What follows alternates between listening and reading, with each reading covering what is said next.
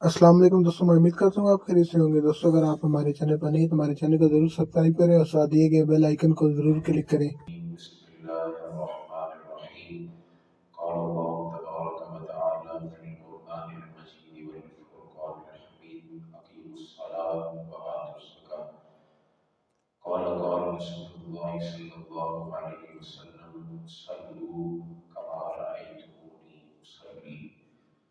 آمنت بالله صدق الله العظيم وصدق رسوله النبي الكريم الأمين إن الله وملائكته يصلون على النبي يا أيها الذين آمنوا صلوا عليه وسلموا تسليما اللهم صل على سيدنا محمد وعلى آل سيدنا محمد وبارك وسلم آواز بلند درود پاک پڑھی الصلاۃ والسلام علیک یا سیدی یا رسول اللہ وعلی آلک واصحابک یا سیدی یا حبیب اللہ الصلاۃ والسلام علیک یا سیدی یا نور اللہ وعلی آلک واصحابک یا سیدی یا رحمت للعالمین۔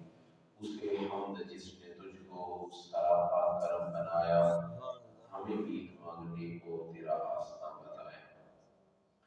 حمد و صلات کے بعد عزت و تکریم کے لائق بزرگوں، عزیز ساتھیوں، ماہ رمضان مبارک کا دوسرا عشرہ مغفرت شروع ہو چکا ہے، اور رمضان مبارک کے دوسرے جمعہ میں اور آپ اللہ رب العزت کے گھر میں حاضر ہیں وعدہ کے مطابق، کیونکہ پچھلے جمعے ہم نے روزہ کے مسائل کو سیکھا سکھایا۔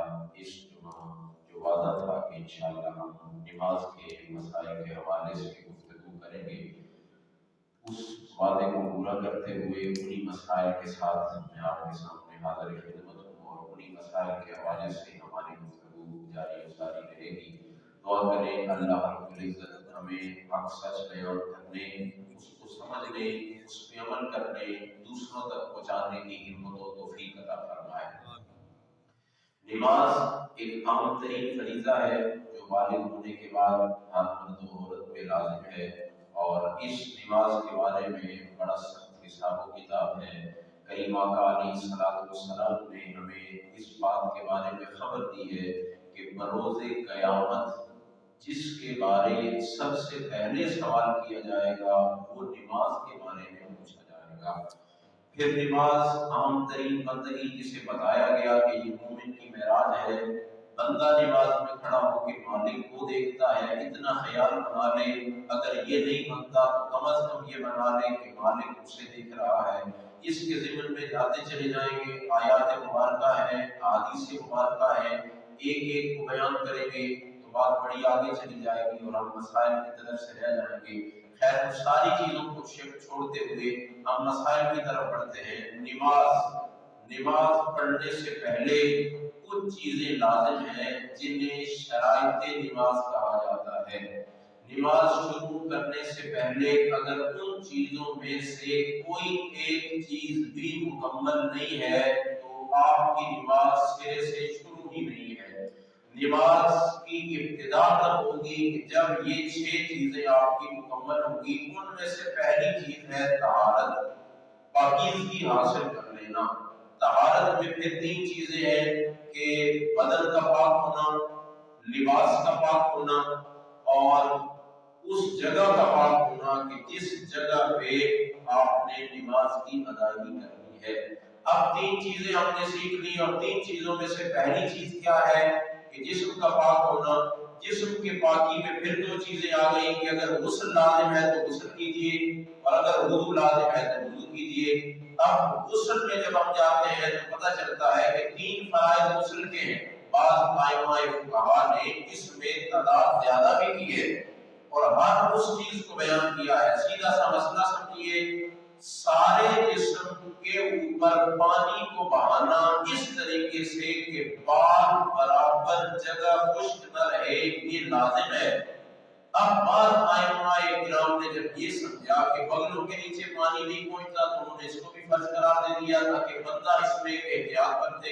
घुटनों के नीचे जगह है, आप बैठ के गुस्ल करते हैं तो पानी नहीं पहुंचता, इसको लाजिम करार दे दिया। इसी तरह नाफ है, उसमें पानी नहीं पहुंचता तो उसको लाजिम करार दे दिया। बढ़ाते चले गए ताकि बंदा मुकम्मल तरीके से इस फर्ज की अदायगी कर ले। खैर जो फराइज बयान किए जाते हैं उम्मी तौर पे वो आपके सामने रखता है। वो क्या है? सबसे पहले कुली करना, और कुली करने का उम्मी तौर पे जो माना समझा जाता है कि मुंह में थोड़ा सा पानी लिया और उसे बाहर निकाल दिया। जब आप फर्ज या वाजिब गुस्ल की अदायगी की तरफ जाते हैं तो फिर कुली करने से मुराद ये नहीं होता कि पानी थोड़ा सा मुंह में लिया और उसको बाहर निकाल दिया, बल्कि आप पानी मुंह में लीजिए और उसको अच्छे तरीके से हिलाइए कि जुबान के नीचे से हो या दांतों के आगे पीछे, दाएं बाएं, मुंह के ऊपर नीचे, हर तरफ पानी पहुंचे। उसकी तरी हर तरफ पहुंच गई है, फिर पानी को निकालिए, फिर लीजिए और गरारा कीजिए। और गरारा इतना कीजिए कि आपके हलक तक पानी पहुंचे। अगर हालत रोजा में है तो एहतियात इसी में है कि हालत रोजा में आप गरारा न कीजिए, बाकी अपना गुस्ल मुकम्मल कीजिए और इसे रोजा खोलने के बाद में मौकूफ कर दीजिए। इसके दरमियान आपकी इबादत और रियाजत होती रहेगी। आप जब रोजा खोल चुके हैं फिर उसका गरारा कीजिए और नाक में पानी चढ़ाइए। खैर दूसरे फर्ज की तरफ आइए कि नाक में पानी चढ़ाना, उसमें भी ये नहीं है कि जरा सा आपने चुल्लू में पानी लिया है और नाक के करीब ले गए हैं तो आपका फर्ज मुकम्मल हो गया। नहीं, आप उस चुल्लू पर पानी को नाक के करीब ले जाइए और नाक के जरिए सांस को लीजिए और इतनी देर के जितनी देर में नाक की नरम हड्डी तक वो पानी पहुंच जाए। जब यहाँ तक आपका पानी पहुंच जाए तो आपका ये अमल मुकम्मल हो चुका है। अगर उसमें कोई गर्दो गुबार लगी है या रीठ वगैरह जम गई है उसको उतारना लाजिम है। अगर उसको आप नहीं उतारेंगे और इसी तरह नाक में पानी चढ़ाया है आपको गुस्ल नहीं होगा, आपका गुस्ल नहीं होगा तो इस गुस्ल के बाद की जाने वाली तमाम की तमाम आपकी इबादत और इबादत जाया चली जाएगी।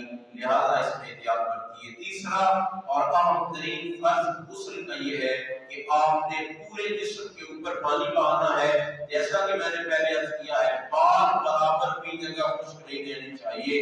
हजरत अली मुर्तजा शेर खुदा रज़ियल्लाहु ताला अन्हु के बारे में आता है कि सर के बाल मुबारक बहुत छोटे रखते थे। क्या वजह बनी?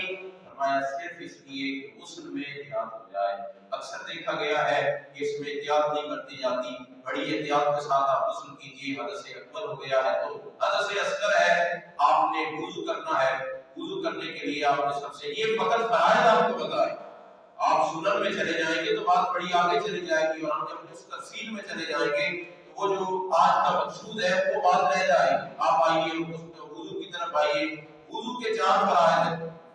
सारा तरीका उम्मी तौर पे बचपने में सीखा होता है, वो चीज क्योंकि हमारे सामने होती है और हमें पता होता है। उसमें आप नियत कीजिए, इसका अलग से सवाब है और नियत करने पे ही सारे अमाल का दारोमदार है। फिर मिसवाक भी आम तरीन एक अमल है जिसे छोड़ दिया गया है। करीब आका अलैहिस्सलाम ने इरशाद फरमाया, एक बंदा है जो मिसवाक के बगैर वुजू करता है फिर नमाज पढ़ता है, और एक वो है जो मिसवाक के साथ वुजू करके फिर नमाज पढ़ता है। फरमाया जो मिसवाक के साथ वुजू करके नमाज पढ़ता है अल्लाह दूसरे से 70 गुना ज्यादा अजर और सवाब अता फरमाता है। फिर आका करीम अलैहिस्सलाम ने बिस्मिल्लाह शरीफ के हवाले से इरशाद फरमाया कि बिस्मिल्लाह नहीं पढ़ी है तो आगाज नहीं होगा वुजू का, इसको भी लाजिम पकड़ा जाए। और फिर किबला रुख जाना ये अलग तरीका है।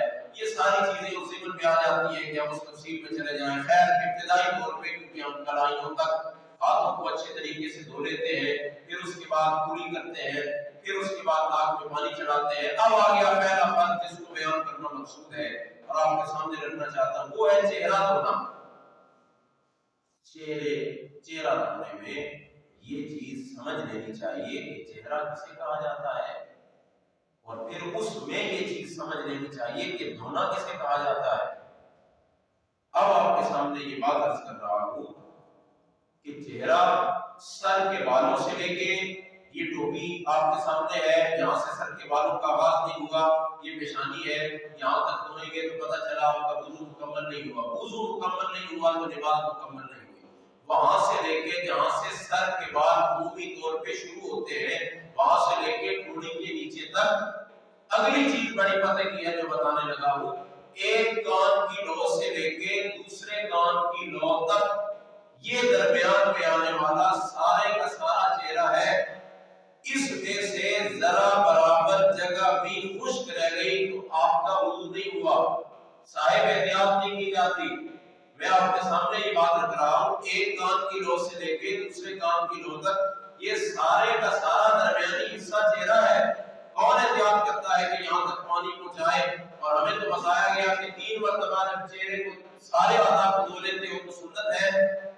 کریم آقا علیہ الصلوۃ والسلام نے ارشاد فرمایا ایک مرتبہ دھونا تو لازم ہے، اور جو 2 مرتبہ اعضائے وضو کو دھوتا ہے تو اللہ دگنا ثواب عطا فرماتا ہے، اور جو 3 مرتبہ اعضائے وضو کو دھوتا ہے اللہ رب العزت اس کو اتنا اجر و ثواب عطا فرماتا ہے کہ اسے پتہ ہونا چاہیے یہ میرا طریقہ بھی ہے اور اس سے پہلے نبیوں رسولوں کا طریقہ بھی ہے۔ طریقہ یہ تھا، لیکن جو بات سمجھانا چاہتا ہوں وہ بات یہ ہے کہ صاحب فقط 3 دفعہ چلو بھر پانی لے کے منہ پہ مارنے سے منہ نہیں دھلتا، یا اس سے وہ جو فرض ہے وہ فرض ادا نہیں ہوتا۔ کبھی کبھار ایسا ہوتا ہے کہ ہم 3 مرتبہ ہاتھوں میں پانی لے کے چہرے پہ مارتے ہیں، ایک مرتبہ بھی پورا چہرہ نہیں دھلتا، وہ جسے غسل کہا جاتا، کم از کم ہر جگہ پہ 2 مرتبہ پانی کے قطرے کا بہہ جانا لازم تھا۔ لیکن کیا ہوا کہ آپ نے جب وہ چھینٹے مارے منہ کے اوپر تو وہ جو پورا چہرہ تھا وہاں تک پانی پہنچا ہی نہیں، تو جب وہاں تک پانی آپ کا پہنچا ہی نہیں تو آپ کا فرض مکمل نہیں ہوا، جب فرض مکمل نہیں ہوا تو پتہ چلا کہ آپ کی نماز مکمل نہیں ہوگی۔ کریم آقا علیہ الصلوۃ والسلام نے ارشاد فرمایا نماز جنت کی کنجی ہے اور نماز کی کنجی طہارت ہے۔ میں اور آپ مسجد میں آئے سر و سجود ہوئے تاکہ جنت کی کنجی حاصل کر سکے، لیکن ہوا کیا وہ اس کی جو کنجی تھی طہارت کو تو اچھی طریقے سے حاصل نہ کر پائے، اور ذرا سی غفلت کی وجہ سے اتنی محنت و مشقت، دیکھیے آپ گھر سے چلے ٹائم نکالا، حائضہ و غائب کو چھوڑا، رب کی رضا کے لیے سفر بھی کیا، مسجد میں بھی آئے، پھر وہ سارے ارکان بھی ادا کیے، اس کے بعد واپس چلے گئے، مطمئن ہو گئے کہ نماز کی ادائیگی کر کے آیا ہوں، لیکن طہارت میں ذرا سی غفلت کی وجہ سے پتہ چلا کہ وضو ہی نہ تھا، اور وضو نہ تھا تو نماز نہ ہوئی، وہ جو سارا وقت دیا وہ سارے کا سارا وقت تو آپ کا ضائع ہو گیا۔ لہذا اس بات پہ احتیاط کیجیے، مزید اس میں بڑے مسائل ہیں، ان کی وضاحت سمجھتے ہوئے میں آپ کو اگلے فرض کی طرف لے جاؤں گا۔ دونوں ہاتھوں کو کونیوں سمیت دھونا، کونیا اس میں شامل ہے، اور اس جگہ تک سارا یہ جو حصہ ہے اس کو دھونا یہاں تک کہ بال برابر جگہ بھی خشک نہ رہے تو آپ کا یہ فرض مکمل ہوگا۔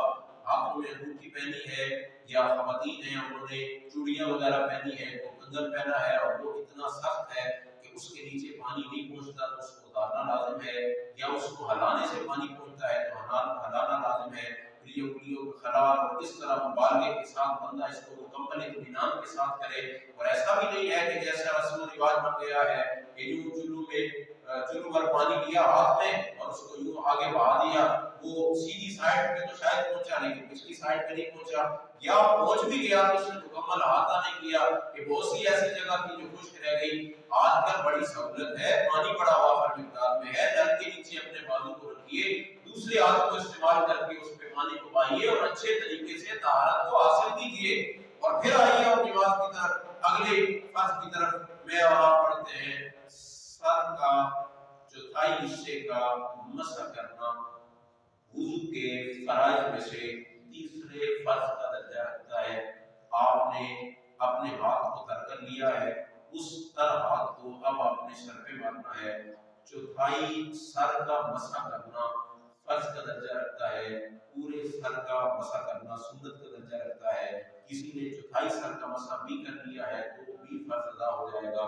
لازم نہیں ہے کہ بال سر پہ موجود ہوں گے تو ہی آپ نے سر کا مسح کرنا ہے، بال موجود نہیں ہے تو بھی آپ نے سر کا مسح کرنا ہے، اور ایسا بھی نہیں ہے کہ سر کا وہ حصہ جہاں پہ عمومی طور پہ بال موجود ہوتے ہیں اسے سر کہا جاتا ہے، وہاں پہ کوئی مسح کرے گا تو مسح نہیں ہوگا، وہاں پر بھی مسح کرنے سے آپ کا مسح ادا ہو جاتا ہے۔ مکمل طریقے سے، خوبصورت طریقے سے اس فرض کو بھی مکمل کیجیے۔ پھر بڑھیے چوتھے فرض کی طرف، اور پاؤں کو دھونا، اس میں بھی ایسا ہی ہے، کسی نے کوئی دھاگا باندھا ہے، کوئی چھلا وغیرہ پہنا ہے، کوئی ایسی چیز ہے خواتین نے گھر میں پہنی ہے، انہیں یہ مسئلہ سمجھایا جائے کہ اس کو اتارنا لازم ہے، اور اتار کے اچھے طریقے سے سارے پاؤں تک پانی پہنچانا، اور ٹخنے اس میں شامل ہے۔ سارے کے سارے پاؤں کو آپ دھو چکے ہیں، آپ کا وضو مکمل ہو چکا ہے، آپ نماز کی طرف بڑھ سکتے ہیں۔ دوسری چیز جسے طہارت میں میں نے آپ کو بتایا کہ کپڑوں کا پاک ہونا لازم ہے۔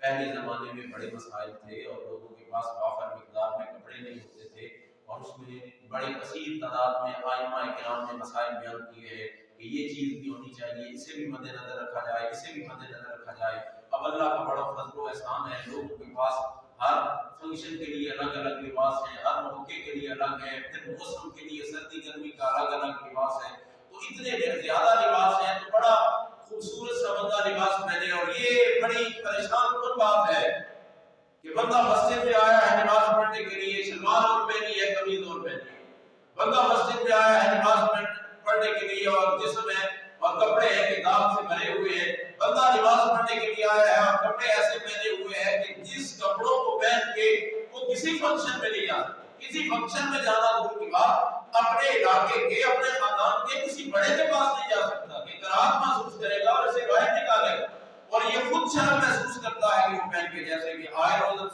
سوشل میڈیا پہ دیکھتے ہیں کہ وہ پوسٹ وائرل ہو رہی ہوتی ہے۔ اللہ کا فضل ہے کہ ہماری مسجد میں بڑی خوبصورت ٹوپیاں موجود ہیں اور لوگ پہنتے ہوئے اسے اچھا بھی محسوس کرتے ہیں اور ہمیں بھی خوشی ہوتی ہے، لیکن وہ جو پلاسٹر کی ٹوپیاں ہوتی ہیں اور پھر گرد و غبار جمی ہوئی ہے، میل مٹیاک سے بھری ہوئی ہے، وہ ٹوٹی ہوئی ٹوپیاں، اور وہ سر پہ پہن کے بندہ جب اللہ کی بارگاہ میں، آسان سا مسئلہ یہ سمجھیے کہ یہ جو نماز پڑھنے آئے ہیں یہ رب سے ملاقات کرنے کے لیے آئے ہیں۔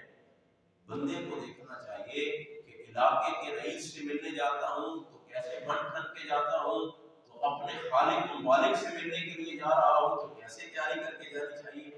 ایسے نہ ہو کہ آپ نے ٹوپی اور کچھ پہنا ہوا ہے، کپڑے اور طریقے کے پہنے ہوئے، شلوار اور ہے، قمیض اور ہے، اور ایسے اٹھ کے آگے ہیں، نہ رب کی بارگاہ میں آ رہے ہو، رب کی بارگاہ میں کھڑے ہونے کے سے پہلے ساری چیزوں کو مدد خاطر رکھا جائے اور پھر کھڑا ہوا جائے کہ اب رب کی بندگی کرنے لگا ہو۔ کپڑوں کا پاک ہونا، کپڑوں کی پاکیزگی میں ایک مسئلہ بڑا عام سمجھتا ہوں جو آپ کے سامنے رکھنا چاہتا ہوں۔ آج کل چونکہ جدید سائنسی دور ہے اور واشنگ مشین میں کپڑے دھلتے ہیں، ہوتا یہ ہے سارے کے سارے کپڑے پاک ہیں، ایک کپڑا ناپاک ہے جس پہ غلاظت لگی ہے۔ اب جب آپ نے اس کپڑے کو اٹھا کے واشنگ مشین میں ڈالا ہے تو سارے کا سارا پانی اس ایک کپڑے کی وجہ سے ناپاک ہو گیا۔ اب جب وہ پانی ناپاک ہو گیا، اب وہ کپڑے تو آپ نے نکال لیے، دوسرے کپڑے ڈالے کس پانی میں؟ اسی ناپاک پانی میں۔ اس ناپاک پانی میں ڈالنے کی وجہ سے وہ باقی سارے کپڑے بھی ناپاک ہو گئے۔ پھر آپ نے وہ نکالے اور کوئی دوسرے ڈالے، وہ سارے کے سارے پاک تھے، لیکن اس ناپاک پانی کی وجہ سے وہ سارے ناپاک ہو گئے۔ پہلے تو احتیاط ہونی چاہیے کہ جتنے کپڑے بھی ڈالے جائیں اچھے طریقے سے ان کو پاک کیا جائے۔ پھر بھی کیونکہ ذہن میں یہ بات ہوتی ہے کہ نہ جانے کسی کپڑے پہ نجاست لگی رہ گئی اور واشنگ مشین میں دھلنے ہیں اور سارے، اسی وجہ سے کہا گیا ہے کہ احتیاط کیجیے۔ یہ جو آپ دے آتے ہیں دھوبی کو کپڑوں کے لیے کہ یار وہ کر دے گا، نہیں، احتیاط کیجیے اس بات میں بھی، یا ان سے پوچھا جائے کہ علاقی میں دھوتے ہیں یا صحیح طریقے سے پاک کر کے آپ کو دیتے ہیں یا نہیں دیتے ہیں۔ احتیاط اس میں ہے، اور علماء کرام نے سہولت کے لیے ایک مسئلہ بیان فرمایا ہے جو آپ تک پہنچانے لگا، وہ یہ ہے کہ واشنگ مشین میں کپڑے ڈال دیے اور ذہن میں یہ بات موجود ہے کہ شاید کوئی کپڑا ناپاک ہو اور اس کی وجہ سے سارے کپڑے ناپاک ہو گئے ہو۔ اب واشنگ مشین سے کپڑے نکالنے کے بعد آپ بالٹی وغیرہ میں، ٹب وغیرہ میں ڈالتے ہیں، اس میں سے سرف وغیرہ کو نکالتے ہیں۔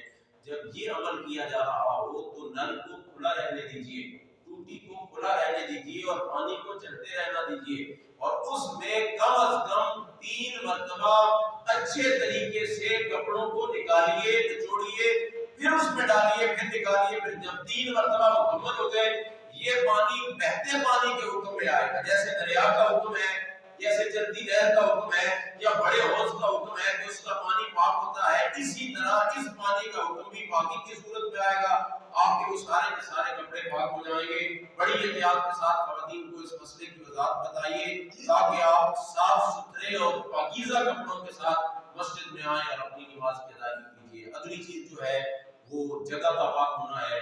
عمومی طور پہ اب کیونکہ بڑی سہولت ہے اور اتنے وہ والے سفر بھی نہیں رہتے، دور دراز علاقوں میں جانا اور سارے معاملات، اور جگہ جگہ پہ اللہ کا فضل ہے مساجد بنی ہوئی ہیں، گھر میں بھی ایک مخصوص جگہ مقرر کر دی جاتی ہے، اور اگر کوئی مخصوص جگہ مقرر نہیں کی ہے تو مخصوص جگہ کو مقرر کیجیے تاکہ پتہ ہو کہ یہ نماز کی جگہ ہے، اس جگہ کی پاکیزگی کا صحیح طریقے سے خیال ہو۔ اور ایک اور چیز بڑی عام ہوتی ہے کہ جب ایسی کوئی جگہ بن جاتی ہے تو گھر میں چھوٹے بچوں اور بچیوں کو پتہ چل جاتا ہے کہ کبھی نماز بھی ادا کرنی ہے، اور اگر گھر میں ایسا پاکیزہ ماحول بن جائے تو آپ نے دیکھا ہوگا کہ ماں کھڑی ہوتی ہے جب نماز میں تو چھوٹی سی بچی بھی تو ساتھ اپنا دوپٹہ لے کے کھڑی ہو جاتی ہے کہ ماں میں نے بھی سجدہ کرنا ہے، یا میری کوئی غلطی ہوگی وہ میری طرف نظر رحمت نہیں فرماتا ہوگا، لیکن میری وجہ سے جو ساتھ چھوٹا بچہ کھڑا ہوا ہے اور میرے سجدے کے ساتھ اس نے سجدہ کیا ہے، اس کی وجہ سے مجھے بے بھی نظر رحمت فرماتا ہے۔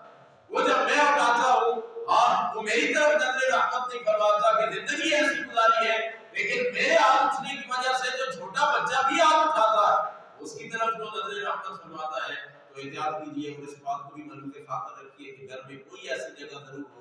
یہ پہلی شرط میں نے آپ کے سامنے بیان فرمائی ہے طہارت، جو مکمل ہوئی، اور جو چیزیں اس کے ضمن میں سنن میں آتی تھی اس کو ہم نے چھوڑ دیا تاکہ زیادہ تفصیل میں نہ جائیں اور اگلے مقصود کو پہنچے۔ اگلی بات کی طرف آئیے، یہ چیزیں بیان ہو رہی ہیں شرائط، نماز شروع ہونے سے پہلے ان چیزوں کا ہونا لازم ہے، وہ 6 چیزیں ہیں، ان 6 چیزوں میں سے پہلی شرط کو ہم نے بیان کیا طہارت، دوسری چیز ہے ستر عورت، وہ جگہ جس کا ڈھانپنا لازم ہے اس جگہ کو چھپانا واجب کی صورت، فرض کی صورت رکھتا ہے، جب تک آپ اس کو ڈھانپ کے نہیں آئیں گے تب تک آپ کی نماز کی ابتدا نہیں ہوگی۔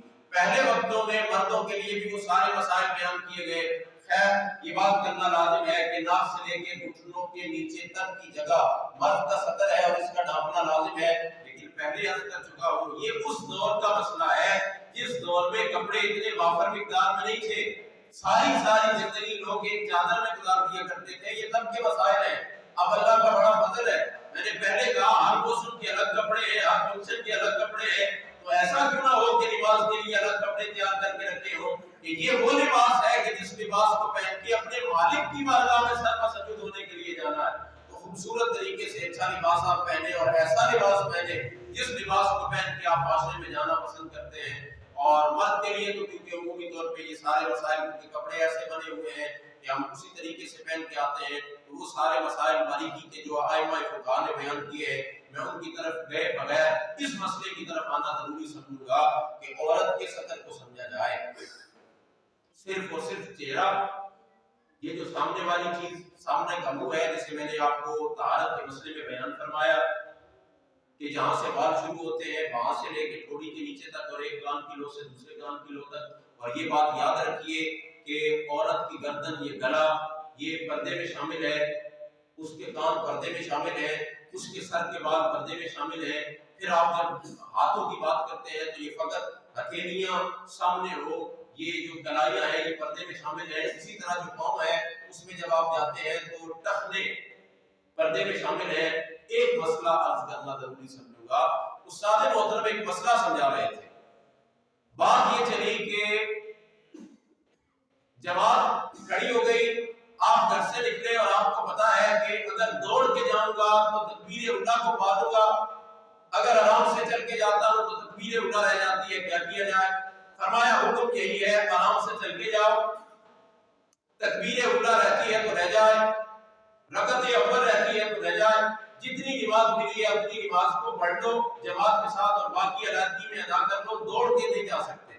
پھر استاد محترم نے اس مسئلے کے ساتھ ایک مسئلہ سمجھایا، انہوں نے فرمایا یہ بات یاد رکھو، یہ جو نماز سکھائی گئی ہے یہ فقط نماز کی وجہ سے نہیں سکھائی گئی ہے، یہ ساری زندگی کے لیے سکھائی گئی ہے۔ فرمایا ساری زندگی کے لیے مسئلہ یہی ہے، اندازہ کیجئے اگر رب کی بندگی، رب کے فرض کو پورا کرنے کے لیے یا مسئلہ اور خوبصورت بنا لیجئے، رب کی ملاقات میں جلدی کرنے کے لیے اگر بندہ دوڑ کے نہیں جا سکتا تو اس سے اور زیادہ عام ترین بات کون سی ہو سکتی ہے؟ فرمایا باقی چیزوں کی اہمیت ہی کوئی نہیں، سب سے زیادہ اہمیت تو اس کی تھی کہ بندہ رب سے ملاقات کے لیے آیا۔ جب اس موقع پہ آرام سے چل کے آنے کا حکم ہے تو پتہ یہ چلا کہ ساری زندگی زندگی آرام کے ساتھ چلنے کا حکم ہے اور جلد بازی سے منع کیا گیا ہے۔ اسی جملے کے ساتھ اور اسی مسئلے کے ساتھ ملا کے یہ مسئلہ آپ کو سمجھانا چاہتا ہوں، اگر نماز کے لیے فقط عورت کا چہرہ سامنے ہو، ہتھیلیاں سامنے ہو اور پاؤں سامنے ہو، اور اس میں بھی بتا دیا گیا کہ کلائی چھپانا لازم ہے، ٹخنے چھپانا لازم ہے، سر کے بال اور گلا چھپانا لازم ہے، اور یہ بھی یاد رکھیے کہ وہ دوپٹہ نہ ہو جو آج کل مارکیٹ میں آیا ہے کہ گلا بھی نظر آتا ہے اور ساتھ میں سر کے بال بھی نظر آتے ہیں۔ چادر اتنی موٹی ہونی چاہیے، اور کاش کہ ہمارے معاشرے میں ایسا ہو جائے کہ دکانداروں سے ڈیمانڈ کی جائے کہ صاحب یہ کپڑے دیتے ہی نہیں کہ جن کپڑوں میں اتنا باریک دوپٹہ ہے کہ جس دوپٹے سے یا ایسے ممکن بنا لیا جائے کہ واپس آپ آئیں تو اتنا خوبصورت دوپٹہ لے لیں، یا کچھ تنبیہ تو ہو جائے دکانداروں کی کہ ہمارے خریدار ایسے ہیں کہ وہ یہ والا دوپٹہ لے کے نہیں جاتے۔ میں ہر مسئلہ یہ کرنا چاہتا ہوں، اگر نماز کے اندر سر کے بالوں کو چھپانا لازم ہے تو نماز کے باہر بدرجہ اولا لازم ہے۔ نماز کے اندر اگر یہ کلائیاں چھپانا لازم ہے تو نماز کے باہر بدرجہ اولا لازم ہے۔ یہ ساری زندگی سکھائی گئی ہے۔ اگر نماز کے اندر آپ کو ٹخنے چھپانا لازم ہے تو پتہ چلا ساری زندگی بدرجہ اولا چھپانا لازم ہے۔ یہ ہو گیا صدر، کسی مسئلے کو بڑھائیں گے تو بات آگے چلی جائے گی۔ اگلی بات کی طرف آئیے، نماز کی تیسری شرط۔ ہم نے طہارت کو سیکھا، صدر عورت کو، اب آ گیا استقبال قبلہ۔ اب کیونکہ جدید سائنسی دور ہے، وہ جو پہلے کے مسائل تھے کہ کیسے سمت کو تلاش کیا جائے، یا وہ دور بھی نہیں رہے کہ دور دراز علاقوں کے سفر ہو، یا ہم چلے جائیں کبھی صحرا میں سفر ہوتے تھے، جنگلوں میں نکل گئے تو کہیں جنگلوں سے گزرا جا رہا ہے، کہیں بیابانوں سے گزرا جا رہا ہے کہ کوئی بتانے والا بھی نہیں ہے اور کوئی مسجد بھی نہیں بنی ہے۔ کاش کہ کوئی وقت ایسا واپس آئے۔ ابھی کل آپ کو پتا ہے کہ یوم پاکستان ہے اور اس پہ پریڈ بھی ہوگی اور خالد ٹینک بھی نکالا جائے گا، درار ٹینک بھی نکالا جائے گا اور ابابیل اور حطب بھی نکالے جائیں گے اور دنیا کو دکھایا جائے گا۔ لیکن کاش کبھی ایسا ہو کہ ان سارے ٹینکوں اور میزائلوں کو کبھی جہاد کے لیے استعمال کر لیا جائے۔ وہ بڑا عام ترین فرض ہے، اور غزہ کا بچہ بچہ مسلمانوں کی طرف اور پاکستانیوں کے لیے تو کتنے پیغام آ چکے ہیں، میں اور آپ شاید سوچتے ہیں تو حیران ہو جاتے ہیں، اور پھر وہ بچوں کی دل دہلا دینے والی ویڈیو سامنے آتی ہے، بندہ مزید پریشان ہو جاتا ہے۔ اللہ رب العزت امت مسلمہ میں جذبہ جہاد پیدا فرمائے۔ خیر، جو بات عرض کرنا مقصد تھی، کیونکہ جدید سائنسی دور ہے اور ایسے ایسے حالات پیدا ہو گئے، اب تو آپ کے موبائل میں موجود ہے کہ اسی سے اپلیکیشن نکالیے اور اس کو رکھیے اور وہ آپ کو بتائے گا کہ یہ سمت قبلہ کی ہے، اس طرف منہ کیجیے۔ اس تفصیل میں جانے کی ضرورت نہیں کہ جتنے مسائل ہیں۔ ہاں، ہمارے ایک بزرگ انہوں نے بتایا کہ میں نے اپنے استادوں کو پہلے دور میں کہ جب یہ موبائل وغیرہ نہیں ہوتے تھے، قطب نما ہوتا تھا جو قبلے کی سمت بتایا کرتا تھا، وہ جب حج کے سفر کے لیے گئے تو میں نے ان کو وہ قطب نما لا کے دیا تحفے کے طور پہ کہ جب بھی جہاں بھی ہوں گے، جس جگہ بھی رکھیں گے، یہ قبلے کی سمت درست بتائے گا۔ بحری جہاز میں سفر کرنا ہوتا تھا، کہا بزرگ وہ ہمارے ساتھ واپس تشریف لائے تو مجھے دیکھتے گئے تو انہوں نے کہا بیٹا تمہارا وہ جو قطب نما تھا اس نے تو بڑا کام دیا۔ میں جہاں بھی گیا حتیٰ کہ جہاز میں بھی اس نے قبلہ کی سمت درست بتائی ہے، اور میں نے اسے دیکھ کے اپنی نماز کو صحیح طریقے سے ادا کیا اور وقت پہ ادا کیا ہے۔ یہ بات جس وجہ سے کی ہے وہ وجہ اگلی ہے۔ وہ بزرگ فرماتے ہیں مجھے استادوں نے ایک جملہ کہا تھا کہ بیٹا بندے کے دل کو اس قطب نما کی طرح ہی ہونا چاہیے کہ جیسے یہ قطب نما جہاں ہوتا ہے مالک کی راہ دکھاتا ہے، ایسے ہی بندے کا دل جہاں بھی موجود ہو اس کو اپنے محبوب کی یاد میں مصروف رہنا چاہیے اور فقط اسی طرف توجہ ہونی چاہیے۔ استقبال قبلہ ہم نے سمجھا، وقت میں بڑے مسائل ہیں، لیکن اب کیونکہ آپ دیکھتے ہیں دائمی نقشہ جات لگے ہوئے ہیں اور اس میں بھی بڑی آسانیاں پیدا کر دی گئی ہیں، اور مساجد میں وقت ہوتا ہے، اذان ہے، سارے معاملات ہیں، موبائل میں اپلیکیشنز آ گئی ہیں، ان مسائل کی ڈیٹیل میں جانے کی بھی ضرورت نہیں ہے۔ اگلی شرط کی طرف آئیے، نیت۔ نیت دل کے ارادے کا نام ہے، زبان سے آپ نے کہہ لی تو بہتر ہے، اور یہ بھی نہیں ہے کہ فقط عربی زبان میں کہی جائے گی، یا یہ بھی نہیں ہے کہ اردو زبان میں کہی جائے گی، آپ کو جو زبان آتی ہے آپ نے اپنی زبان سے اس چیز کا اقرار کرنا ہے، اور یہ بھی پتا ہے کہ دل کے ارادے کا نام ہے، پختگی سے دل کا ارادہ بنائیے۔ اور اتنا ارادہ ائمہ کرام نے کم از کم کہا ہے کہ پاس کھڑا بندہ اگر بندے سے پوچھے کہ بتاؤ کیا کرنے جا رہے ہو تو بندہ بتائے نماز جمعہ کی ادائیگی کے لیے جا رہا۔ اور یہ بھی نہیں ہے کہ آپ نے جب گھر سے نکلے تو تو نماز جمعہ کی ادائیگی اور نیت بھی نماز جمعہ کی ہے، زبان سے آپ نے بول دیا کہ نماز ظہر کی 2 رکعتیں 4 رکعتیں پڑھ رہا ہوں، تو اس سے کیا خلل پیدا ہو جائے گا؟ خلل پیدا نہیں ہوگا۔ وہ جو نیت کر کے آئے ہو دل سے، اسی نیت پر سارے اعمال موقوف ہیں۔ خیر زبان سے کر لینا بہتر ہے۔ ہم نے یہ 5 شرائط بیان کر دی ہے۔ اگلی شرط ہے تکبیر تحریمہ، طہارت، ستر عورت، استقبال قبلہ، وقت، نیت اور پھر تکبیر تحریمہ۔ اب لطف بری بات سیکھیے تکبیر تحریمہ۔ وہ لطف بری بات یہ ہے کہ اسے کہا جاتا ہے حرمت والی تکبیر۔ حرمت والی تکبیر کا کیا معنی ہوا؟ کہا جب یہ تکبیر کہی جاتی ہے تو اللہ رب العزت کی یاد کے سوا باقی سارے معاملات بندے پہ حرام کر دیے جاتے ہیں۔ اب کسی کو سلام نہیں دے سکتا، اب کسی کے سلام کا جواب نہیں دے سکتا، اب کوئی چیز کھا بھی نہیں سکتا، اب کسی اور کی طرف دیکھ نہیں سکتا، اب کسی اور کو سوچ نہیں سکتا۔ جتنے بھی معاملات ہیں وہ ختم کر دیے کس نے؟ اس تکبیر تحریمہ میں۔ اور میں پہلے آپ کو یہ بات بتا چکا ہوں کہ نماز جو ہمیں سکھائی گئی وہ فقط نماز کے لیے نہیں، ساری زندگی کے لیے سکھائی گئی ہے۔ ہمیں ساری زندگی کے لیے بتایا گیا ہے آؤ مالک کے ہو جاؤ، اور جن چیزوں کو مالک نے تم پہ حرام کر دیا ہے ان چیزوں کو اپنے اوپر حرام کر لو، اور ساری زندگی مالک کی یاد پہ ایسے گزار دو۔ پھر مجھے اور آپ کو جب پتا ہے کہ مالک کی بارگاہ میں آئے ہیں اور مالک کو یاد کرنے کے لیے آئے ہیں، پھر دائیں بائیں کا کیا خیال ہے، پھر دائیں بائیں کی کیا سوچ ہے، یا کسی اور کا کیا خیال ہے، یا اور کوئی کیا کام ہے، بس فقط مالک کے ہو جائیے اور تکبیر تحریمہ کہتے ہوئے نماز کا آغاز کیجیے۔ اب ہماری شرائط ہو گئی مکمل۔ ان شرطوں میں سے کوئی ایک شرط بھی مفقود ہے تو آپ کی نماز سرے سے شروع نہیں ہوتی۔ طہارت نہیں ہے تو بھی نہیں ہے، ستر عورت نہیں ہے تو بھی نہیں ہے۔ بالخصوص خواتین کے مسائل بیان کیے ہیں، انہیں دھیان میں رکھیے اور خواتین کو لازمی بتائیے کہ اگر یہ چیزیں آپ پہ لازم نہیں، جو لازم ہے ان میں سے کوئی چیز پوری نہیں ہوگی تو آپ کی نماز شروع نہیں ہوگی۔ اسی طرح آپ چلے جاتے ہیں قبلہ کی سمت میں ہونا لازم ہے، نیت کرنا لازم ہے، یہ ساری چیزیں، اور وقت کا صحیح طریقے پہ جو وقت کی ادائیگی، نماز کی ادائیگی کے اوقات ہیں ان کا اسی وقت میں نماز کا ادا کرنا وہ لازم ہے۔ وقت گزر جائے گا، یہ وقت سے پہلے ادا کریں گے تو آپ کی نماز نہیں ہوگی۔ یہ ساری چیزیں آپ نے ملحوظ خاطر رکھتے ہوئے تکبیر تحریمہ کہی ہے تو نماز کا آغاز ہے۔ اب 7 چیزیں وہ ہیں کہ جو نماز کے اندر لازم ہیں، اگر وہ نہیں ہوں گے تو آپ کی نماز سرے سے ہوگی نہیں۔ انہیں کہا جاتا ہے فرائض نماز۔ اس کے علاوہ واجبات نماز ہے کہ اگر وہ نہ پائے جائیں یا ان میں سے کوئی ایک رہ جائے تو پھر سجدہ سہو لازم ہوتا ہے۔ اگر سجدہ سہو نہ کیا تو پھر آپ کی نماز مکروہ تحریمی اور واجب الاعادہ ہوتی ہے کہ اس کو وقت کے اندر لوٹا دینا واجب کا درجہ رکھتا ہے۔ آپ کو وقت کے اوپر لازم ہے کہ اس نماز کو دوبارہ لوٹایا جائے۔ پھر جو سنن کی بات ہے اور مستحبات ہیں ان باتوں کی طرف جائیں گے تو ٹائم کافی آگے چلا جائے گا۔ خیر اس بات کی طرف آئیے کہ فرائض نماز کیا ہے۔ فرائض نماز میں سے پہلا فرض وہی بیان کیا گیا، پھر تکبیر تحریمہ، کیونکہ ملے ہوئے ہیں شرائط اور فرائض، اور یہ تکبیر ایسی ہے جو بڑی خاص ہے۔ میں نے آپ کو پہلے بیان کر دیا حرمت والی تکبیر، شرائط میں بھی بیان کیا گیا اور پھر اسی تکبیر کو فرائض میں بھی بیان کیا گیا کہ فرض ہے کہ بندہ تکبیر تحریمہ کہے۔ باقی اس میں ہاتھوں کو اٹھانا یہ سنت امر ہے، اٹھا لیجئے، اچھا ہے، کانوں کی لغت کیجئے، سنت طریقہ وہ سارا سیکھیں گے تو اس میں وہ ساری بات آ جائے گی اور ساری بات آ جائے گی۔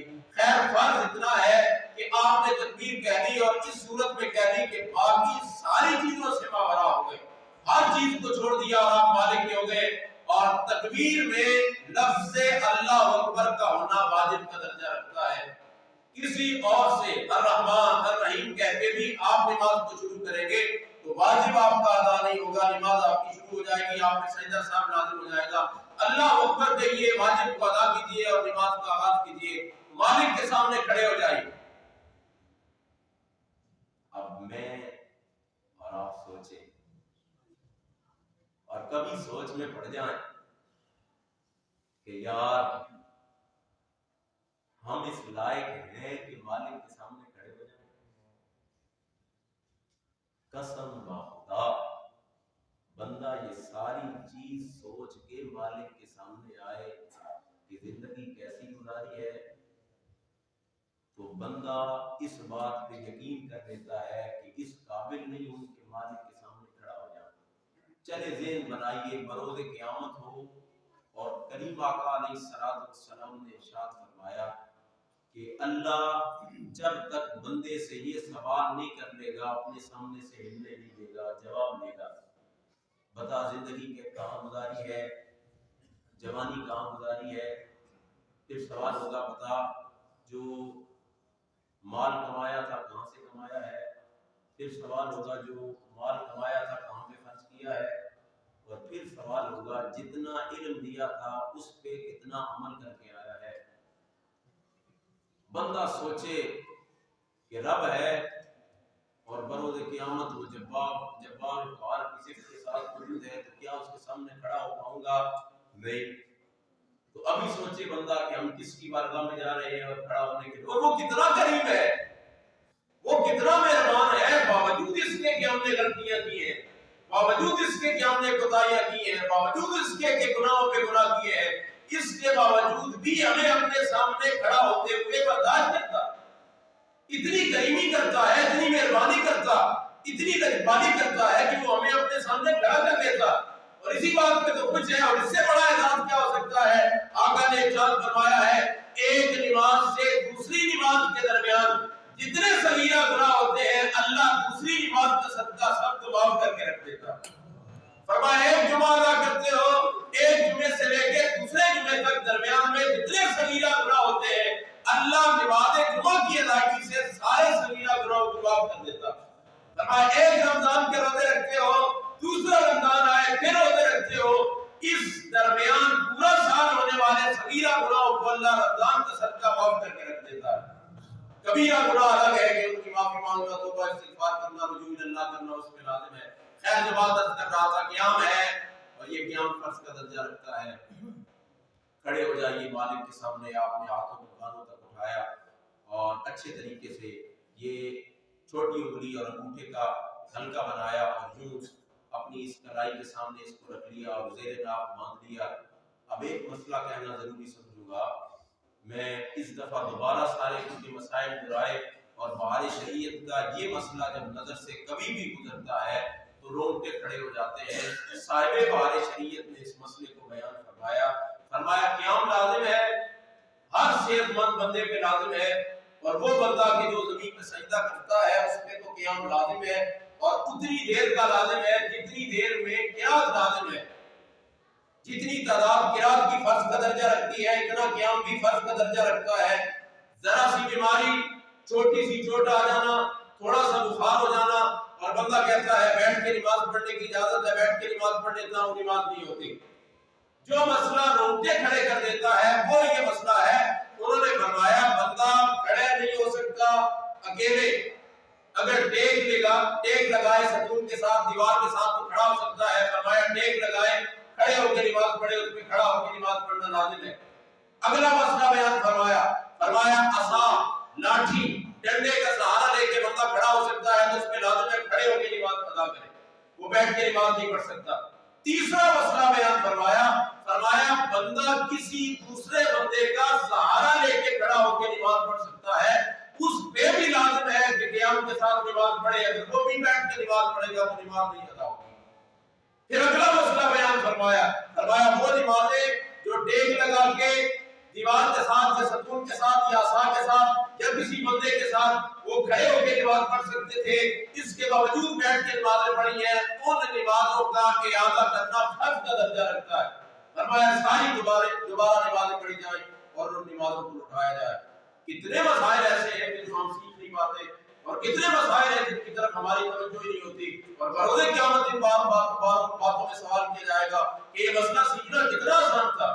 امام مسجد کے پاس جا سکتے تھے، کسی صاحب علم کے پاس آ سکتے تھے، باقی ساری چیزیں جو سرچ کرتے ہو انٹرنیٹ پہ، سوشل میڈیا پہ، تو یہ مسائل بھی تو سرچ کر کے سیکھے جا سکتے تو کیوں نہیں سیکھے. صاحب باریک بینی ہے اور مسائل ہے، اور یہ قیام فرض کا درجہ رکھتا ہے. آپ نے جن نمازوں میں نہیں کیا نمازیں نہیں ہوئی ہیں، اور آئندہ احتیاط کیجیے اور نماز جو قیام فرض ہے اس کو فرض سمجھتے ہوئے فرض کی ادائیگی صحیح آسان طریقے سے ادا کیجیے. اگلی بات کی طرف آئیے. قرات نماز کا تیسرا فرض ہے. کیا ہم بیان کر چکے ہیں اور ہم قرات کی طرف بڑھ گئے ہیں۔ قرات کس چیز کا نام ہے؟ ہر لفظ کو اس کے مخرج سے ادا کرنا، اس طریقے سے ادا کرنا کہ ہر لفظ دوسرے لفظ سے ممتاز ہو جائے، جدا جدا کر کے پڑھنا۔ میں اور آپ سوچ میں پڑ جائیں کہ کتنے لوگ ہیں کہ جنہوں نے فقط اتنی نماز صحیح تلفظ سے سیکھ لی ہے کہ اتنی قرات صحیح تلفظ سے سیکھ لی ہے کہ جتنی قرات کے بغیر نماز صحیح سے ہوتی کوئی نہیں۔ سورہ فاتحہ تو ہم نے پڑھنی ہے کیونکہ ہر آیت الگ ایک واجب کا درجہ رکھتی ہے، تو کیا ہم نے سورہ فاتحہ صحیح طریقے سے سیکھ لی ہے؟ صاحب زیادہ سورتیں نہ پڑھیں اگر آپ کو صحیح تلفظ سے نہیں آتی، قریب ہو جائیے تاکہ جو بعد میں بندے آ رہے ہیں ان کو جگہ ملتی جائے۔ بارش کا بھی موسم ہے، ایک دفعہ کھڑے ہو کے تھوڑے آگے ہو جائیں۔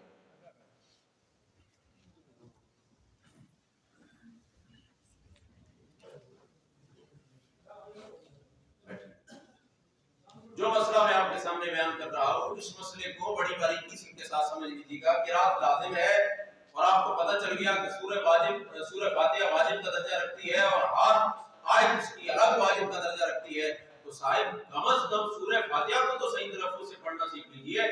ساری میں آپ سے عرض کر رہا تھا الگ سورت پڑھیے اور آپ کو جتنی سورتیں آتی ہیں اتنی سورتیں تلاوت کیجیے، یہ زیادہ اجر و ثواب پائیں گے۔ لیکن ایسا نہ ہو کہ جتنی سورتیں پڑھ رہے ہیں وہ صحیح تلفظ سے ادا نہیں کر سکتے اور آپ نے وہ ساری کی ساری اپنی نماز بھی خراب کر لی ہے۔ کم از کم سورہ اخلاص تو تلفظ کے ساتھ پڑھنا سیکھ لیجیے۔ آپ سورۃ اخلاص پڑھنا شروع کرتے ہیں تو سب سے پہلے ہے قل۔ اب آپ کو پتا ہونا چاہیے کہ اس کو پر موٹا پڑھنا لازم ہے، اور اگر آپ اس کو باریک پڑھتے ہیں تو اس کا مطلب بنتا ہے تو کھا، اور اگر آپ اس کو پر پڑھتے ہیں تو پھر اس کا مطلب بنتا ہے آپ فرمائیے۔ اب دیکھیے کیا آپ نے پڑھا، آیت مبارکہ ہے قل هو اللہ احد، اس کا مطلب یہ ہے آپ فرمائیے وہ اللہ ایک ہے، اور جب آپ نے تلفظ کا لحاظ نہیں کیا اور قل کہہ دیا تو معاذ اللہ اس کا مطلب یہ بنا آپ تناول فرمائیے کہ وہ اللہ ایک ہے۔ لانے جلی کی غلطی ہے، معنی اتنا بدل گیا ہے کہ آپ کی نماز فاسد ہو گئی ہے۔ اب اس قرآن کو سیکھیے اور اچھے طریقے سے اسے ادا کیجیے۔ زندگی نہیں گزری صاحب، ہر چیز سیکھی گئی ہے۔ میں دوستوں سے کہا کرتا ہوں کہ یار پہلے حساب کتاب لکھا جاتا تھا، جو کمپیوٹر آ گیا تو کیا لڑکوں نے نوکری چھوڑی ہے؟ نہیں، انہوں نے کمپیوٹر سیکھا ہے۔ آپ نے دیکھا ہے کہ پہلے تصاویر کس طرح بنائی جاتی تھی، تو وہ جو پرانے پرنٹر تھے کیا سمجھتے ہو کہ انہوں نے اب کیمرہ چلانا چھوڑ دیا کہ اس کی طرف نہیں جائیں گے ہمارا کام ختم؟ انہوں نے کیمرہ سیکھا، بات آگے بڑھی ہے، ڈرون کی طرف آئی ہے، انہوں نے ڈرون چلانا بھی سیکھا ہے۔ ایک بات سیکھی جا سکتی ہے تو قرآن کو نہیں سیکھا جا سکتا؟ اس کے سیکھنے کے لیے تو اتنی سہولیات میسر ہے آپ کو کہ آپ آسانی کے ساتھ آن لائن سیکھ سکتے ہیں، گھر بیٹھے سیکھ سکتے ہیں۔ اسے سیکھیے اور اچھے طریقے سے سیکھیے۔ اور قرات کی دوسری بات یاد رکھیے گا، نماز کی قرات میں یہ بات لازم ہے کہ کم از کم اتنی آواز میں قرات کیجیے کہ جتنی آواز میں آپ کی آواز آپ کے اپنے کانوں تک پہنچتی ہے۔ آپ صحیح تلفظ کے ساتھ قرات کر سکتے ہیں لیکن پڑھ اتنا آہستہ رہے ہیں کہ آپ کے کانوں تک آواز نہیں جاتی، آپ کی نماز نہیں ہوئی سرے سے، کیونکہ آپ کی قرات نہیں ہوئی اور قرات فرض کا درجہ رکھتا۔ اگلے فرض کی طرف آئیے، رکوع ہے، اور رکوع کا ادنا درجہ تو یہ ہے کہ گھٹنوں تک آپ کا ہاتھ پہنچ جائے، لیکن خوبصورت طریقہ یہ ہے کہ آپ کا سر، آپ کی پشت، آپ کی سرین بالکل برابر ہو جائے۔ اور ہمیں ائمہ فقہاء نے سکھایا ہے کہ پیالہ پانی کا بھر کے پشت کے اوپر رکھا جائے، اور اگر پانی نہ گرے تو کمال درجے کو پہنچ گئی ہو، تمہارا فرض ادا ہو گیا۔ اگلی بات کی طرف آئیے، سجدہ، اور ہر رکعت میں 2 سجدے کرنا فرض کا درجہ رکھتے ہیں۔ اب ہمیں یہ بات سجدے میں سمجھ لینی چاہیے کہ سجدہ 8 ہڈیوں پہ کیا جاتا ہے، اس میں سے ایک ہڈی بھی اگر موجود نہ تھی سجدے میں تو آپ کا سجدہ ادا نہ ہوا۔ اس میں سے پہلی پاؤں کی 2 ہڈیاں، پھر گھٹنوں کی، پھر ہاتھوں کی، اور پھر یہ پیشانی کی اور آخری ناک کی۔ سب سے زیادہ جو غفلت برتی جاتی ہے وہ یا تو پاؤں کی ہڈیوں میں برتی جاتی ہے کہ پاؤں کو سرے سے زمین پہ لگایا نہیں جاتا، اگر لگایا جاتا ہے تو انگلیوں کی فقط نوک لگا دی جاتی ہے، پوری انگلی کو نہیں لگایا جاتا، حالانکہ کم از کم ایک انگلی کا پیٹ لگنا شرط کا درجہ رکھتا ہے پاؤں کی۔ انگلی کا نہیں، انگلی کا پیٹ کا جو آپ دبائیں گے، کبھی سجدہ کیجیے ایسے اور لطف لیجیے سجدے کا۔ پھر کیا ہے دوسری چیز ہڈی کو نہیں لگایا جاتا، فقط ناک کی نوک کو لگایا جاتا ہے۔ آپ ناک کی نوک کو فقط زمین پہ ٹچ کریں گے، آپ کا سجدہ ادا نہیں ہوگا، آپ کا سجدہ ادا نہیں ہوا، آپ کا فرض ادا نہیں ہوا، آپ کا فرض ادا نہیں ہوا، آپ کی نماز سرے سے ختم ہو گئی۔ اچھے طریقے سے اس فرض کو ادا کیجیے۔ میں جو بات آپ سے کر رہا ہوں، کبھی آپ سجدہ کیجیے اس طریقے سے جو سجدے کا طریقہ بتایا گیا کہ آپ جب سجدے میں چلے گئے، دونوں پاؤں زمین پہ لگے، کوشش کیجیے کہ پانچوں انگلیوں کا یا کم از کم دونوں پاؤں کی تین انگلیوں کا پیٹ اس طرح دبا کے لگائیں کہ پیٹ زمین کے اوپر لگا ہونا چاہیے، گھٹنے اچھے طریقے سے زمین کے اوپر لگے ہونے چاہیے، ہاتھ اچھے طریقے سے زمین کے اوپر آپ کے لگے ہونے چاہیے۔ اس کے بعد آپ کی پیشانی اور آپ کی ناک کی ہڈی، اور اس کو اتنا دبایا جائے کہ آپ کو پتہ چل جائے کہ حقیقی معنوں میں ناک کی ہڈی زمین کے اوپر لگی ہوئی ہے۔ پھر آپ کی پنڈلیاں آپ کی رانوں سے جدا ہونی چاہیے، آپ کی رانیں آپ کے پیٹ سے جدا ہونی چاہیے، اسی طرح آپ کی گولیاں جو ہے وہ آپ کے پیروں سے جدا ہونی چاہیے۔ آسان طریقہ یہ بتایا گیا ہے کہ بندہ سجدہ ایسا کرے کہ بکری کا چھوٹا بچہ اگر بندے کے درمیان سے گزرنا چاہے تو آسانی سے گزر لے، اتنا خوبصورت سجدہ کرے۔ یا کبھی سجدہ ایسا کرو، سجدے کرو، دیکھو وہ جو بتایا گیا سجدہ کرنے سے یہ بیماری بھی ختم ہوتی ہے، یہ بیماری بھی ختم ہوتی ہے، وہ اس سجدے سے ختم ہوتی ہے۔ وہ جو بتایا گیا کہ وہ سر تک خون گردش نہیں کرتا ہے، جب سجدے میں جاتے ہو تو گردش کرتا ہے، وہ اس سجدے سے کرتا ہے۔ اور بڑی ہے وہ لذتیں الگ ہے، وہ چاشنی الگ ہے جو کریم آقا علیہ الصلوۃ والسلام نے ارشاد فرمایا بندہ رب کے سب سے زیادہ قریب اس وقت ہوتا ہے جب بندہ سجدے میں ہوتا ہے، اور فرمایا سجدے میں جا کے دعا زیادہ سے زیادہ کیا کرو۔ یہ چیز وہ جو لذت روحانی ہے وہ الگ ہے، لیکن وہ جو جسمانی آپ کو اس کا راحت و سکون ملے گا اور جو آپ کو صحت عطا کی جائے گی وہ ایک الگ فلسفہ ہے۔ اس طریقے سے خوبصورت طریقے سے سجدہ ادا کیجیے، اور ہر رکعت میں 2 سجدے کرنا فرض کا درجہ رکھتا ہے، قاعدہ اخیرہ آخری قاعدہ، اور اس میں بیٹھنا تشہد کی مقدار پڑھنا واجب کا درجہ رکھتا ہے، اور تشہد کی مقدار بیٹھنا فرض کا درجہ رکھتا ہے۔ اطمینان کے ساتھ بیٹھیے، جیسے کہ آپ جلسے میں بیٹھے، آپ نے ایک پاؤں کو کھڑا کر لیا اور دوسرے پاؤں کو بچھا لیا، اور جسے بچھایا اس کے اوپر آپ بیٹھ گئے، اور اتنی مقدار بیٹھے رہے کہ جتنی دیر میں تشہد مکمل کی جاتی ہے التحیات سے لے کے عبدہ و رسولہ تک، اتنی مقدار میں بیٹھنا فرض کا درجہ رکھتا ہے۔ اتنی مقدار آپ نے بیٹھ کے نہیں گزاری تو آپ کا فرض مکمل نہیں ہوا۔ آخری فرض ہے خروج بسرعہ، اپنی مرضی کے ساتھ نماز کے سارے فرائض کو مکمل کرنے کے بعد نماز سے خارج ہو جانا، یہ فرض کا درجہ رکھتا ہے۔ فرائض مکمل کیے، ہم نے شرائط کو مکمل کیا، واجبات الگ فلسفہ ہے، ان میں سے کوئی ایک بھی رہ جائے تو سجدہ صاف کرنا لازم ہو جاتا ہے۔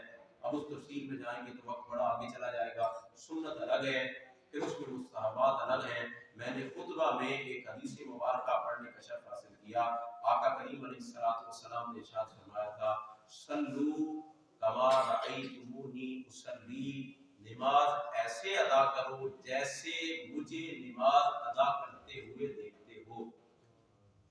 ہمیں پھر صحابہ نے بتایا کہ آقا نے ایسے نماز ادا کی ہے، ایسے نماز ادا کی ہے۔ نماز کے کمال درجے کو فقط وہی پہنچ سکتا ہے جو نماز کو ایسے ادا کرے کہ جیسے آقا نے نماز ادا کی ہے۔ اس کے بعد یہ ہم نے فقط 2 رکعت نماز فرض کی سیکھی ہے۔ اس کے بعد آپ سنت کی نماز میں جائیں گے، وہ ایک الگ باس ہے، وہ جو وتر واجب ہے، یا آپ نماز عیدین میں چلے جائیں گے، جنازہ میں چلے جائیں گے، اور باقی جو نماز نوافل ہیں، ابھی نماز تراویح آپ پڑھ رہے ہیں رمضان مبارک میں، یہ الگ باس ہے۔ اس کے علاوہ جو چیزیں نماز میں موجود ہیں، مکروہات نماز ہیں، مفسدات نماز ہیں، وہ ایک الگ باس ہے، ان باتوں کی طرف جائیں گے۔ یہ چیزیں بتانے کا مقصد و مدعا یہ ہے کہ اور بہت سے ایسے مسائل ہیں جو آج کے خطبہ جمعہ میں ہم بیان نہیں کر پائے، اور ان کا سیکھنا مجھ پہ اور آپ پہ لازم ہے۔ میں اور آپ جب تک ان کو صحیح طریقے سے نہیں سیکھیں گے اور اپنی نماز کو صحیح طریقے سے ادا نہیں کریں گے، ہماری نماز و بندگی نہیں ہوگی، تو بروز قیامت ہم سے سوال کیا جائے گا۔ باقی جہاں بہت سی چیزیں سیکھ لی جاتی ہیں، کوشش کیجئے اپنی نماز کو بہتر بنائیے، اور جب آپ کی نماز بہتر بن جائے، اپنے دوستوں کی، عزیز و اقارب کی، رشتہ داروں کی، بالخصوص گھر والوں کی، اور اس میں سے بھی بالخصوص کہوں گا خواتین کی نماز کو بہتر بنانے کا اہتمام کیجئے۔ ایک چیز کے بارے جہاں سوال ہوگا، اس دن کے بارے آقا نے فرمایا بروز قیامت سب سے پہلے نماز کے بارے میں سوال ہوگا۔ तो इस नमाज का अच्छे तरीके से इत्माम कीजिए। दुआ है अल्लाह रब्बुल इज्जत की बारगाह में जो कुछ सीखा सुना सुनाया अल्लाह रब्बुल इज्जत समझने अमल करने की हिम्मत तौफीक अता फरमाए। मैं दुआ गो हूँ उन लोगों के लिए कि जिन्होंने वक्त निकाला और बर वक्त तशरीफ लाए और नमाज के जो चीदा चीदा मसाइल हमने बयान फरमाए, जैसे कि पिछले जुम्मे मैंने आपसे अर्ज किया था कि हम 1 बजे गुफ्तगू का आगाज करेंगे ताकि कुछ मसाइल हम ज्यादा से ज्यादा बयान कर सकें। जो वक्त पे अब आप तशरीफ लाए या धीरे धीरे जो आते रहे अल्लाह सब पे अपना फजल फरमाए। अगले जुम्मे इंशाअल्लाह अज़ीज, क्योंकि ये आम तरीन फर्ज है और अक्सर लोग रमजान मुबारक में ज़कात की अदायगी करते हैं, इंशाअल्लाह अज़ीज अगले जुम्मे हम ज़कात के मसाइल में तफसील सीखेंगे। फिर आपसे अर्ज करूंगा कि 1 बजे इंशाअल्लाह गुफ्तगू का आगाज हो जाएगा और वो सारे मसाइल जो ज़कात के हैं, जो गुस्ल के हवाले से और इस ज़िम्मन में जो कुछ मसाइल हैं वो इंशाअल्लाह बयान करने की कोशिश करेंगे। नियत जरूर कर लीजिए, क्योंकि नियत करने पे एक अजर जरूर मिल जाया करता है। आप उस पे अमल करेंगे तो ज्यादा अजर और सवाब मिलेगा। अभी से नियत करें कि अगले जुमे इंशाअल्लाह अज़ीज हम 1 बजे से पहले मस्जिद में पहुंचेंगे ताकि ज़कात के मसाइल को बितफसील सीख सके। अभी फकत इसलिए कि पता चल जाए कि लोगों ने वो सवाब पाया है। हाथ खड़ा कीजिए कौन कौन इरादा करता है कि अगले जुमे ये ज़कात के मसाइल सीखने के लिए 1 बजे से पहले मस्जिद में आएंगे। जज़ाकल्लाह, अल्लाह आपको सलामत रखे और इस नियत पे अल्लाह आपको गवाह अजर और सवाब अता फरमाए।